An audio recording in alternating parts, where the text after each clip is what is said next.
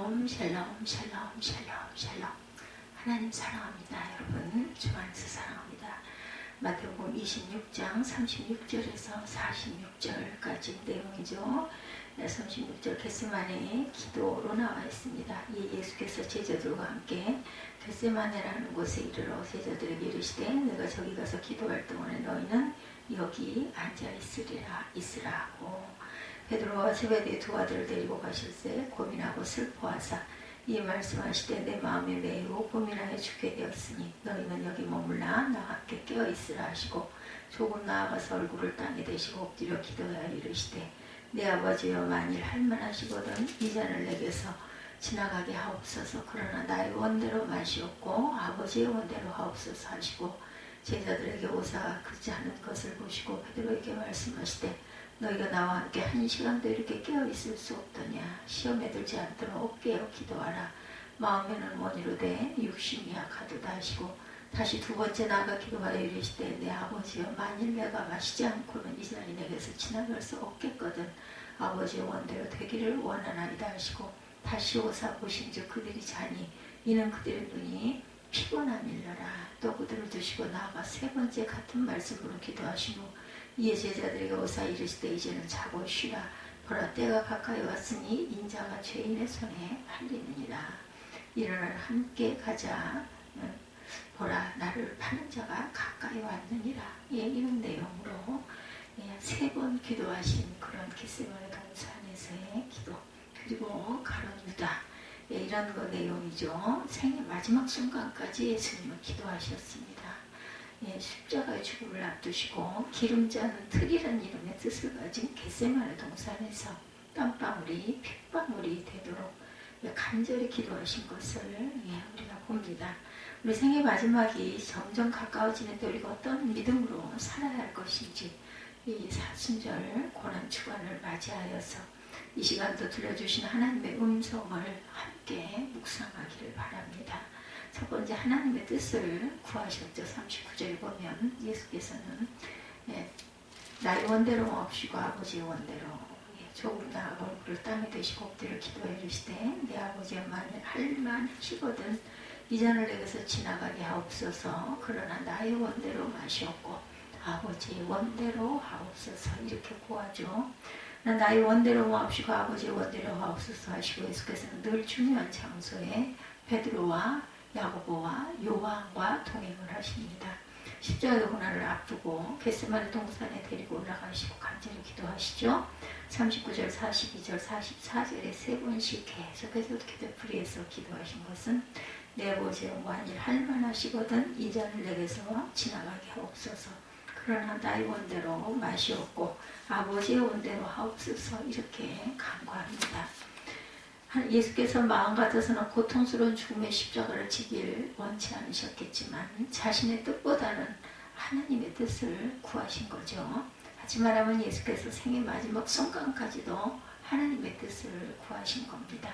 우리도 지금까지 내 뜻을 세우시고 내 장래를 위하시고 자신의 축복을 위하시고 자신의 행복을 위해서 살아왔다면 우리 얼마 남지 않은 여생이라도 주님의 뜻이 무엇인지를 깨달아야 할 것입니다. 주님과 고통당하는 이웃을 위해 살고 진정으로 의미 있고 보람되고 복된 여생을 살아서 잘 끝내야 되겠죠? 그래서 우리가 이렇게 하나님의 뜻을 깨닫기 위해서 하나님의 뜻을 발견하기 위한 방법을 가장 잘 요약 정리한 어떤 미국의 유명한 영적 강해 설교사인 시카고 무디 기념교회 목사님 워런 워스비 목사님이 쓰신 당신은 사탄의 계략을 아는가 이란 제 책 가운데 나오는 그 내용 5가지를 암송하고 자신의 삶 가운데 계속 적용해 보시기 바랍니다. 첫째, 내가 결정하고자 하는 문제가 하나님의 말씀에 근거한 것인가.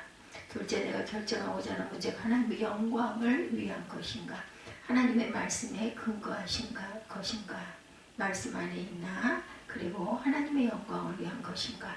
내가 결정하고자 하는 문제가 하나님의 교회에 유익한 것인가. 아니면 하나님의 교회에 걸림돌이 되는 것인가. 내가 결정하고자 하는 문제가 인내하며 기다릴 수 있는가. 네 번째죠. 아니면 성급하게 서둘러야 하는 것인가. 다섯 번째, 내가 결정하고자 하는 문제가 영적인 평화를 가져오는가 아니면 갈등과 불안을 가져오는가, 다섯 가지를 살펴봐야 되겠다는 거죠. 우리는 하나님의 뜻을 확실하게 깨닫고 살아가야 진정한 우리의 은혜롭고 축복되고 복된 신앙생활을 해나갈 수가 있기 때문입니다. 근데 이 두 번에 걸친 그 목회의 중요한 결단의 근거는 영적인 평안입니다.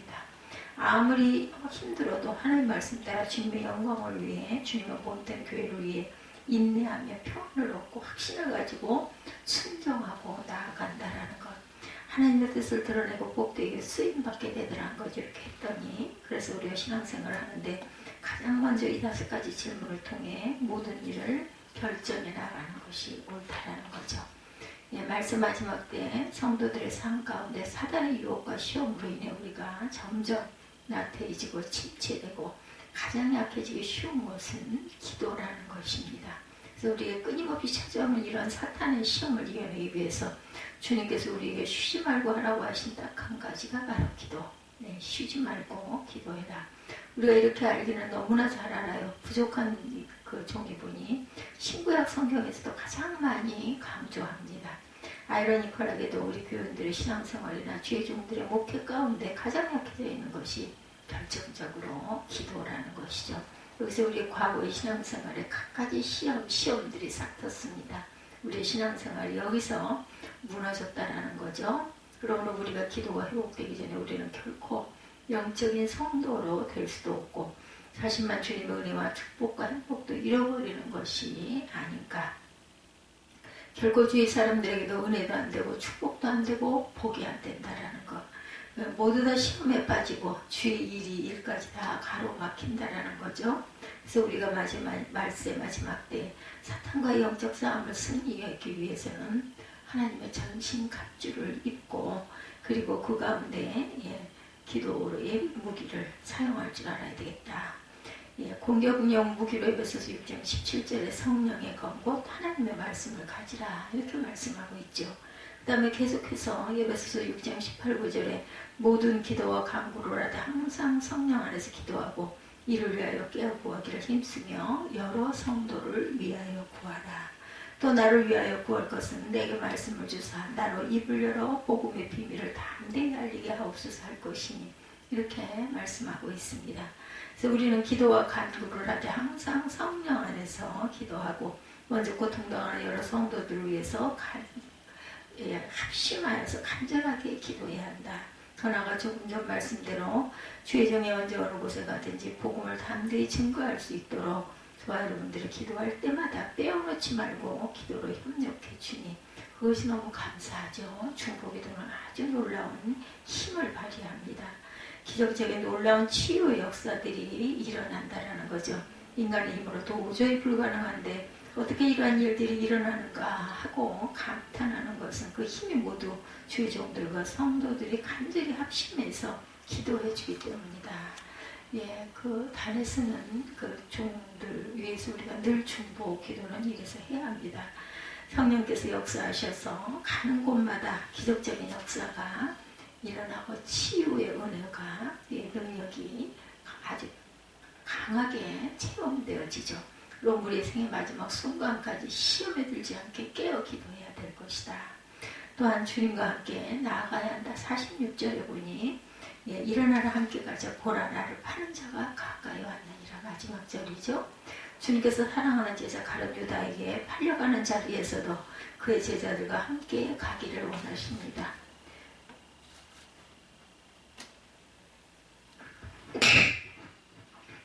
그리고 26장 31절에 보면 오늘 밤에 너희가 다 나를 버리리라 이렇게도 말씀을 하시죠. 베드로는 모두 주를 버릴지라도 나는 결코 버리지 않겠나이다. 33절에 장담하죠. 예수께서 내가 진실로 내게 이르노니 오늘 밤 닭이 울기 전에 내가 나를 3번 부인하리라. 34절이죠. 내가 주와 함께 죽을지언정 주를 부인하지 않겠나이다. 35절 또다시 장담합니다. 모든 다른 제자들도 그와 같이 말합니다. 그러나 예수님은 일어나라 함께 가자는 간곡한 요청에도 불구하고 베드로가 깨어 기도하지 못했죠. 육신적인 혈기만 터져나오고 칼을 빼고 대제사장의 종을 쳐서 그 귀를 잘라버리죠. 말고의 귀. 결국 주님과 함께 나아가지 못하고 대제사장의 집 뜰에 홀로 남아서 있습니다. 계집의 종 앞에 예수를 모른다고 3번이나 부인하고 맹세합니다. 저주까지 했어요. 결국 주님을 따라가지 못하고 만 것이죠. 베드로 사도의 신앙이 최악의 밑바닥으로 치고 맙니다. 우리가 예수를 믿을 때도 마찬가지입니다. 갖가지 시련과 역경 그리고 사람들에게 상처도 받고 환경의 영향을 받습니다. 갖가지 이유를 댑니다. 끝까지 주님대로 따라가지 못하는 때가 얼마나 많은지요. 우리가 이렇게 영광스러운 주님의 뒤를 따라가기 위해서 어떻게 해야 될 것인가. 마태복음 16장 24절에 예수께서 제자들에게 이르시되 누구든지 나를 따라오려거든 자기를 부인하고 자기 십자가를 지고 나를 따를 것이라. 아멘. 그리고 주님들을 따라가려면 가장 먼저 자기 자신부터 비워야 된다라는 거죠. 자신의 자아의 욕심과 욕망부터 부정해야 된다. 우리가 신앙생활을 하면서 하나님의 뜻을 구할 수 없고 하나님의 영광을 드러낼 수 없고 하나님의 복음의 통로로 쓰임받을 수도 없고 자기 뜻만 내세우게 된다는 것. 자기 의만 드러냅니다. 자기 욕망만 앞세우다가 인생이 무너지고 만다는 것. 그래서 주님께서는 우리의 자아가 깨질 때까지 우리를 단련하시죠. 연단하십니다. 그럼 우리 이러한 자신의 자아부터 부정하고 그 다음 자신이 져야 할 십자가를 지고 우리가 주님과 고통당하는 이웃을 위해서 헌신하지 않는 그의 그런 모든 것들 봉사하려 하지 않고 희생하려고 하지 않고 진정으로 주님의 뒤를 따를 수도 없습니다. 주님으로부터 복되게 쓰임받을 수가 없다라는 것. 먼저 이웃을 위해서 헌신하고 봉사하고 또한 그들을 대접할 줄 아는 섬길 줄 아는 그런 행한 그런 믿음들이 있어야 되겠다. 주님의 영광도 드러낼 수가 없다라는 거예요. 그렇게 하지 않을 때는 그러므로 우리의 생의 마지막 순간까지 우리가 주님과 함께 항상 나아갈 때 주님께서 우리를 통해 역사하시고 응답하신다라는 것. 또한 복되게 쓰임받을 수 있고 크게 영광 거둬주실 줄 분명히 믿으시기 바랍니다.